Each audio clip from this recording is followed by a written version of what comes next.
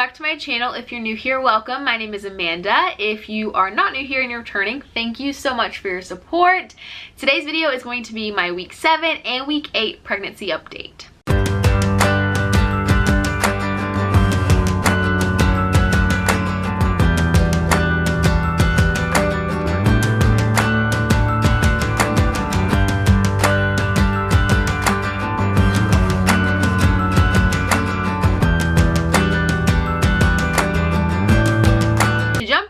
Video, I'm going to talk about a little bit of why I did not film week 7 a week ago and why I'm filming it today on 7 weeks 6 days. And to be honest with you, it's been a really rough 2 weeks. If you follow me on Instagram, you know that I have been saying that and sharing that with you guys and keeping you in the loop. If you don't follow me on Instagram, please follow me there. That's where you'll get more up-to-date information as when I will be uploading. These past 2 weeks have been really hard for me physically and emotionally because of the physical aspects. So thank you guys for being so patient with me and still being supportive. So let's go ahead and start all the way back from when I last filmed, which was my 6-week update, which was 2 weeks ago on a Friday night. My 6-week update that you guys saw was on a Friday night, and I was getting ready for my friends that were coming in town. And I said in that video that I was feeling well, but I didn't want to jinx myself. Well, I did, because Saturday night rolled around and I started being very declined in health. And I started to share that on social media, and people thought that I had COVID and that I was exposing myself to my friends, and that was not the way it was going on. I had no signs of COVID. I had no signs of flu-like symptoms at all, like no flu-like symptoms. The only symptom that was flu-like was that I thought I was getting the stomach flu.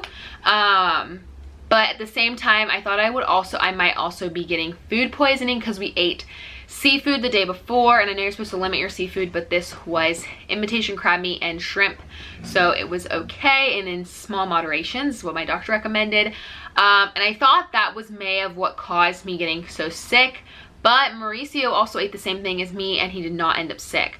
I did eat those leftovers on Monday and I started feeling really sick Saturday night, woke up Sunday and was really bad.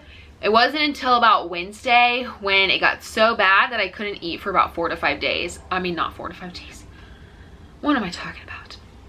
Wednesday, I stopped being able to eat for, like 3 days, because I went to the emergency room on Saturday at 4 in the morning because it had just gotten so bad. I could not keep any water, any liquid down, no sort of liquid, ginger ale, water, green tea, lemonade, Pepsi. I mean, I was trying anything and everything just to see if my body would accept something, like some sort of nutrient, and it did not. So when Sunday night came around, or Monday night, early Saturday morning, like 4 in the morning. So I ended up going to the emergency room where they did a bunch of tests, blood work, ultrasound. They ended up saying that I just had a really bad case of morning sickness, and I still to this day just don't think that's what I had, because my stomach was extremely hurting. And when I say extremely, I used to have really bad stomach issues as a kid. I kind of grew out of them, but I still have flare-ups every now and again if I eat something. And I used to do that as a kid with red sauce, and I was craving red sauce, and I was eating red sauce, like raviolis. But this was like days before I started feeling ill, so I don't know if that's what it was. Usually if I eat red sauce and I got sick, it would be the same night, but that was not the case scenario here. It was like a week later, like the last time I ate raviolis. So at the hospital, they ended up prescribing me, hold on, I just said the wrong thing, Zofran. They injected Zofran, and they also gave me a saline drip to hydrate me. The reason we ended up going to the emergency room, don't know if I talked about this, was just because I was super dehydrated and it can be super bad for the baby. I wasn't worried about the food aspect because babies and humans can live off little to no food for a couple of days, but I had no water in my system at all. My pee was like brown, and I was just at this time vomiting air and stomach acid, and it was super painful, and I would just keep gagging until the end of time. Sometimes I'd be gagging for like 15 minutes straight, and if you know anything about that, that's super painful. So that is the ultimate reason why we decided to go to the emergency room.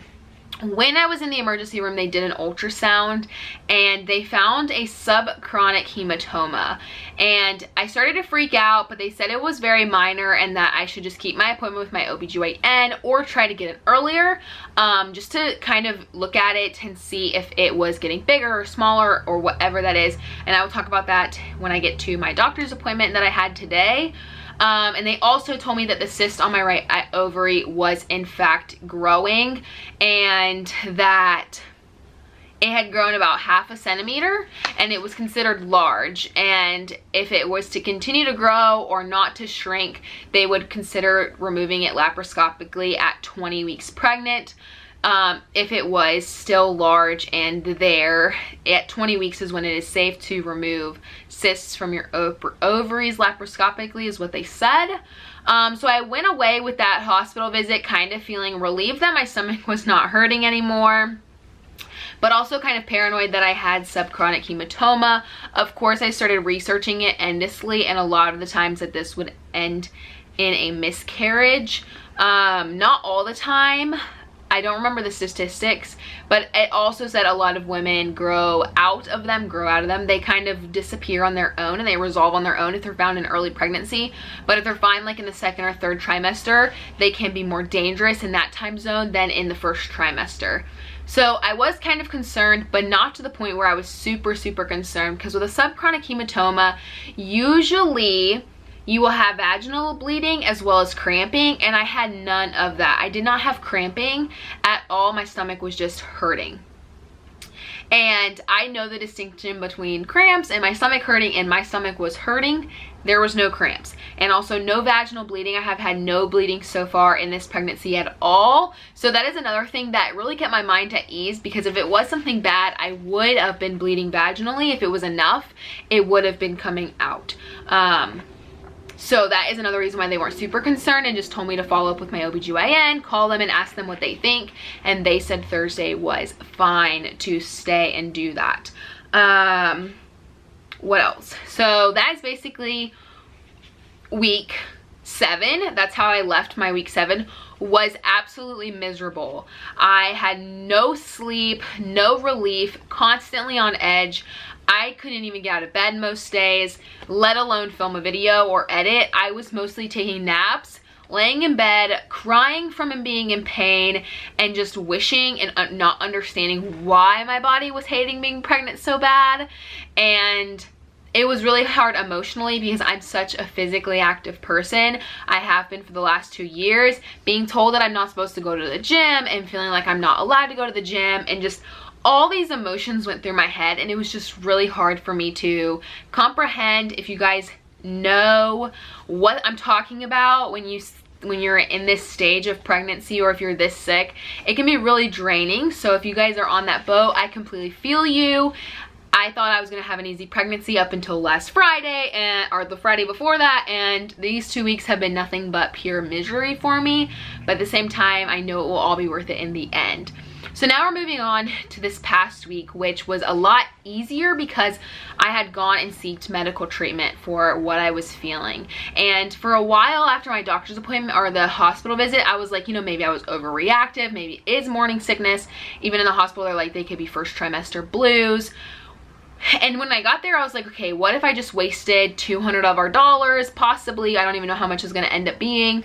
You know, they're doing payments mostly online nowadays to keep patients just like kind of going out of, you know, the clinics and limiting contact with people. And so I was like, you know, did I come here for no reason? But guys, the medicine that the hospital gave me, which was called Declesias or something, I will list it right here for you guys, has been a game changer. So if you guys have morning sickness, I would ask your doctor about this medication. It is a last resort medication, and our insurance did not cover it this time around. We bought it because I needed it, and it helps tremendously.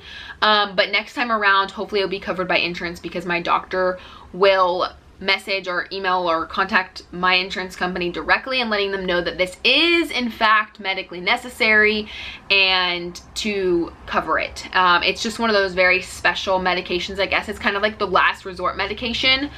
So they want to make sure everything is brought out instead of just, you know, jumping out of that medicine. So I have no problem, Mauricio has no problem paying for it. It was $53 with no insurance, and that was the off-brand, like the generic brand. So if you guys end up not having insurance in your morning sickness, or, you know, your insurance doesn't cover it, or you came across the same issue we did, to me it was worth it. And yeah, so if you guys are struggling with morning sickness, that medicine has been a holy grail for me. But like I said, don't buy it like illegally. Talk to your doctor about it first, obviously. Okay. So now this past week has been very easy. I had been on strict bed rest, modified bed rest from the hospital doctor, the ER doctor, that told me to be on bed rest until I went to my OBGYN appointment, which means no working out, no sexual intercourse, no lifting anything over 40 pounds. They gave me this pamphlet right here, and actually this pamphlet says nothing over 10 pounds. So Mauricio's stuck to nothing over 10 pounds. I literally couldn't even pick up like 2 bags of the groceries without Mauricio being like, oh my god, that's over 10 pounds.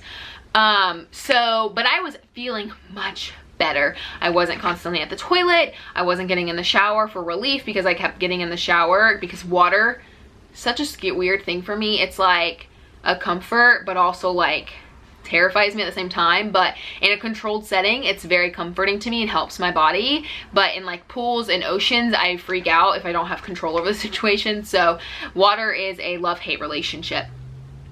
So other than that, basically this past week has been easier, but being on bed rest was hard. And of course, going back and forth with those emotions on whether or not this subchronic hematoma could result in something that could eventually turn out disastrous. But in good news, we went to the doctor today, so there is good news. I promise I'm not gonna like tell you like really lead up to it, but it is good news. We went to the OBGYN's office today, or OB I should say, because it's the obstetrics. I can never say it on camera. Obstetrics, is that how you say it? Obstetrics. And she did a ultrasound, and as well as like your regular 8-week update, first pregnancy checkup. Checked my boobs, did a vaginal exam, even though I just had a pap smear. I didn't have another pap smear, I just had another vaginal exam. And she did an ultrasound, and we did get to hear baby's heartbeat. I will insert a clip right here for you guys to enjoy the footage of us seeing baby for kind of the first time.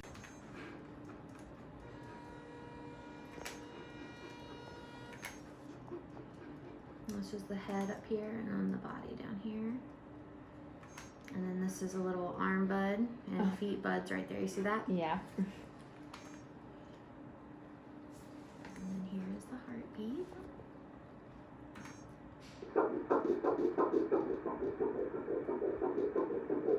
It's perfect.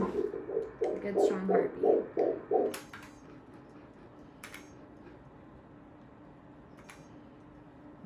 Measuring 185.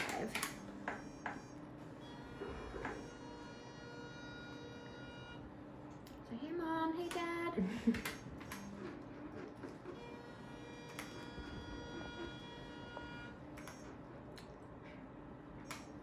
You're measuring perfect with your dating. Okay. So that is baby's heartbeat, and you could hear her describing the head and the body and the nubs. And the heart rate was about 185, and my due date, I was measuring at that due date, which was perfect. I was measuring perfect. Everything was measuring perfect. She did not see a subchronic hematoma. She said, I don't see any signs of it. And the only thing she said that could have made them think they saw that is because they did an ultrasound on my belly, and she did an ultrasound vaginally. So she was like, maybe they saw something on that ultrasound that didn't look normal, but maybe because it was too early to be doing that type of ultrasound. But vaginal ultrasound was super good. everything was perfect. I'm clear to fly in the next 3 weeks to visit my family. My mom and my sister were getting together in North Carolina, and I'm flying instead of driving. And my doctor actually preferred that I fly because it's much shorter of a time. And since I don't have subchronic hematoma, we don't have to worry about that. Here are some of the pictures we got. This one's kind of like the best one, the head. And you can see 3 of the nubs, but this one's hiding a little bit. This one is the one that has the heartbeat a little bit. And then again, the head and the body. And baby. So there's the baby, live and well, and the heart rate was 185. I've already said that a million times. So yeah, these past 2 weeks have been atrocious. So I usually include things that I buy in these videos, and I bought not a single thing. Honestly, I bought nothing. I didn't go nowhere but to the grocery store and to the bathroom, and that is it. But I am lucky to be feeling better. I am gonna include in here though, I got my Amazon gift basket from your registry. I literally filled out my registry with like generic stuff, and we'll update it once like we know the gender and we kind of know like what we really want and feel. But I just kind of wanted the free goodie bag. So I'm gonna show you guys what I got in mine. You have to purchase something, or someone has to purchase at least $10 off your registry to get this. And I purchased that little dumbbell that I think I showed you guys a week ago or so ago. Did I show that? I think I did show that. If not, I'll show it in next week, so I'll look and see if I didn't. So what I got in mine is a little swaddle, which I will eventually wash and hang up with the rest of the blankets that we have hanging up. But I just haven't been in the mood to do that. We got some of the Huggies diapers, a little sample of the Aveeno baby lotion. We got a bottle. I don't know who this is from. Mom, something. Ma'am Start Anti-Colic bottle. We got some Naturally Protected Right from the Start shampoo and body wash, some wipes, diaper rash cream sample, some detergent, and also, which I think is super funny, is this onesie. I actually bought this onesie at the thrift store, if you guys remember, but now we have 2 of them. So that is what came in my little box with this little cute bag. It says Amazon baby registry, or baby registry. It doesn't say Amazon, but it has that little marking on the bottom. So yeah, that is all we bought this week. So that is it for today's video. I hope you guys enjoyed. Please let me know if you guys can relate, or if your pregnancy is going super easy, or if it's even rougher. Luckily, our pregnancy is going now from now on, hopefully smoother than what it has been. But anyways, I will see you guys in my next one. Thank you guys so much for watching, and I love you. Don't forget to subscribe and like and comment and follow me on Instagram to keep up with me more day to day. And I'll see you guys in my next one. Bye guys.